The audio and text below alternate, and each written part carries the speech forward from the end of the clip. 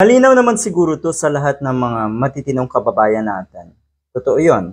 Sabi nga ni Nolly Boy, ni kabayang Nolly de Castro, ordinaryong mamamayan, alam na ang ibig sabihin 'pag ikaw ay nagtatago sa batas, guilty ka, may kasalanan ka. Na ang ibig sabihin din 'pag may kaso ka, dapat mong harapin para ipagtanggol ang sarili mo. 'Di ba napakaliwanag naman nun? So etong si Alice Guo, napakalinaw, talagang tumangkang or tumakas talaga. So you see, nakikita natin ang daming butas talaga ng ating batas. Dahil kung titignan nga sa sitwasyong ito, nakakahiya sa mga otoridad yan sa Indonesia. Siguro napakaliit ng tingin sa atin dahil nga sa ganitong pangyayari na sila pa mismo ang nakatiklop.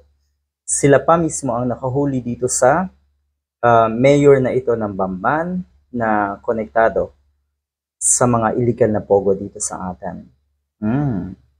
Sila pa mismo, iniisip siguro nila, anong klaseng Bureau of Immigration meron ang Pilipinas? Bakit nakalusot at nakatakas itong isang ito? So yan po ang laman ng balita ngayon.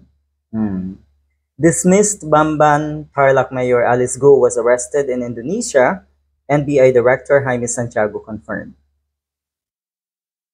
Guo reportedly fled the Philippines in July to go to Malaysia, Singapore, and Indonesia. Ito daw na si Guo ay palipat-lipat ng tirahan ng hotel. 2 days lang daw nagbubook sa isang hotel, ilipat sa kabila. Ayan, napakahirap ng buhay ng ganitong klaseng tao. Gagawa kasi kayo ng kabulastugan, hindi nyo kayang harapin, ayan, magdusa kayo. Sino ba ang mga susunod sa yapak na itong si Alice Guo? Nauna na si Kibuloy, alam nyo na.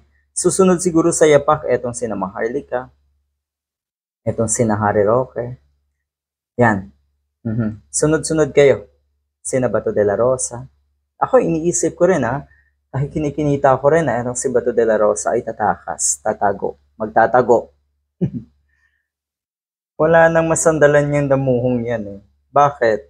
Yan, dapat talaga ay pag-isipan yung mabuti sa mga susunod na pagkakataon kung meron pa. Huwag kayong magpapagamit sa mga politiko para kayo ay umangat.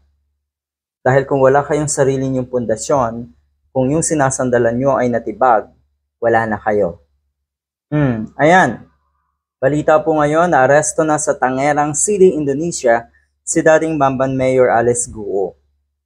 Indonesian immigration ang nakatuntun kay Guo. Yan po ang balita. Indonesian immigration sa tulong siguro ng Indonesian Police at ngayon nga po ay nasa kustodiya na ng Indonesian Police etong si Alice Guo. So pagbalik ng bansa na itong most wanted ang naisip ko si Kibuloy na itong si Alice Guo. Sige lang. Kung kayo'y magmamatigas pa rin, kulong talaga ang aabutin nyo.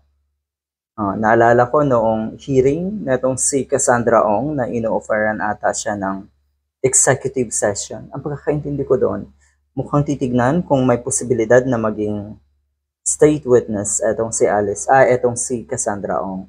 Pero matigas Ba naman ang naging abogado mo ay isang katulad ni Topacio na hindi magsasubmit hanggat hindi pa na naku-corner.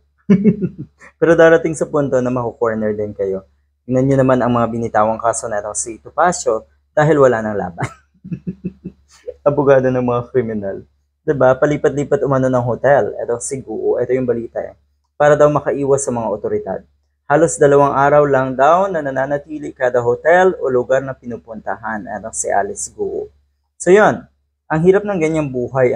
Kahit siguro ang dami mong pera, hindi talaga magagamit or hindi mo talaga mapapakinabang yung yaman na kulimbat mo para ikaw ay makatakas sa batas. Kaya good luck.